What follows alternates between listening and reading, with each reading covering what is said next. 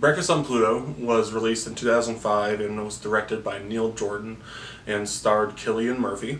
And the movie's about Patrick Braden, who also goes by Kitten or Kitty. She is a transgender woman who grew up in Ireland during the 50s, 60s and became an adult in the 70s during Ireland's kind of volatile, violent time.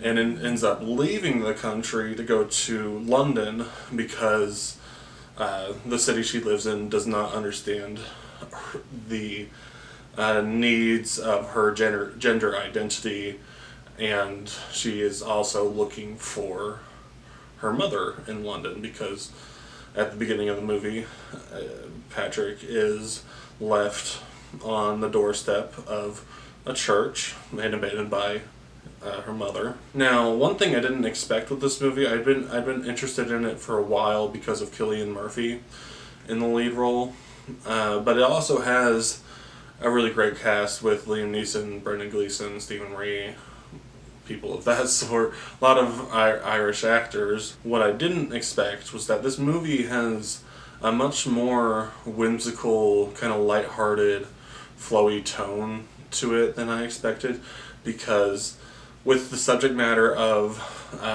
someone being transgender in the 70s is a very heavy subject matter and something that isn't to be taken lightly.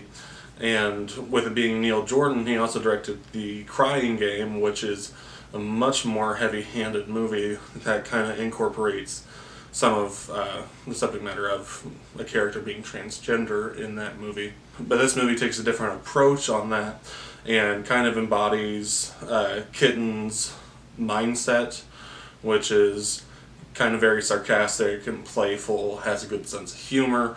So you see a lot of that throughout the movie, where some of it's very fun to watch. Actually, there's actually a lot of funny moments throughout the movie, and it's kind of nice to see a different tone put on this subject matter. And the highlight of this movie is very, very, very easily Cillian Murphy's performance as Patrick or Kitten. And the main reason I was interested in this movie is because I've only seen Cillian as a character who's either a villain or creepy or somehow intimidating, or in a very, very heavy-handed dramatic role like with 28 Days Later or something like that.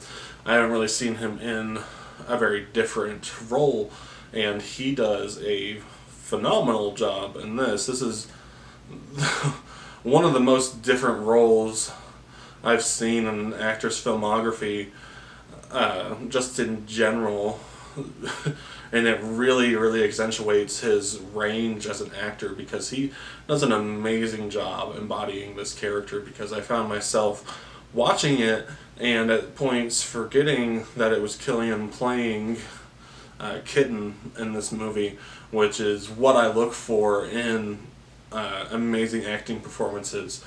And he did end up getting some recognition for this movie. He got a Golden Globe nomination, but that was it. He got a couple other nominations and everything, but the Golden Globe was usually the highest honor or whatever that he got to, was that nomination. And this movie didn't get much else recognition other than his performance specifically, but it is the best part of this movie. And this movie is also presented in chapters, which makes it interesting because it shows the chapter titles and everything, but it also zooms through those chapters where some of them are only about a minute long. So you can tell that there's a lot of information that's put into this movie that doesn't necessarily work zooming through it. If this movie honestly was like a mini-series or something, it could have worked a lot better, because you could tell that there's a lot that they had to say about Kitten's life and experiences in Ireland and London. And even though it does feel like it's cramped, the movie does almost feel like it's a little too long by the end of it. It's about 2 hours 15 minutes long, a little over that. It does fine, but it does feel like it is a little too long, even though, like I said, they almost need more time to explain more of what's going on, because they don't really give an appropriate amount of time to certain like emotional events throughout the movie.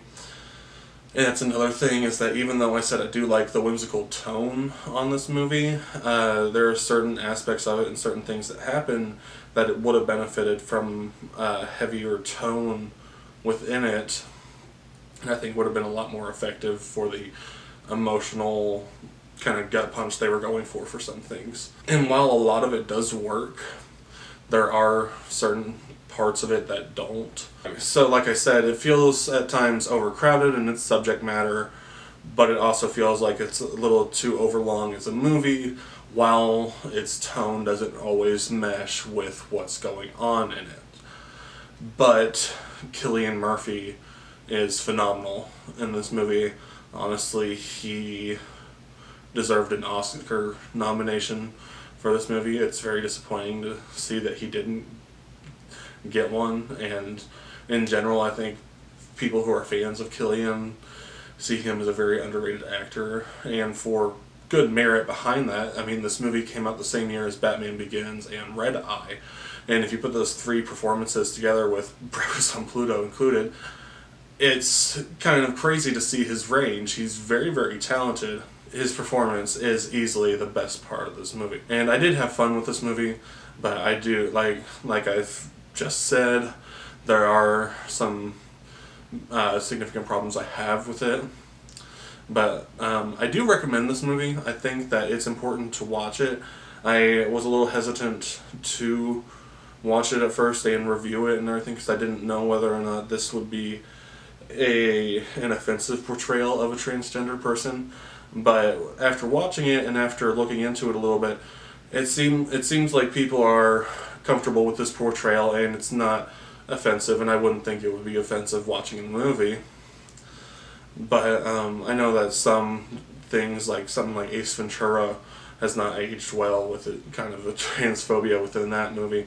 But this movie takes a very, very affectionate look at Kitten's life and shows a lot of respect for it and what she goes through throughout the entire movie. And I do think this is a good movie. I do recommend it, especially if you're looking into LGBTQ plus movies. I do recommend this. I think that it's an interesting experience. And I'm going to be rating Breakfast on Pluto a 7.5 out of 10. Now, have you guys seen this movie? Let me know, and I'll be back with another video.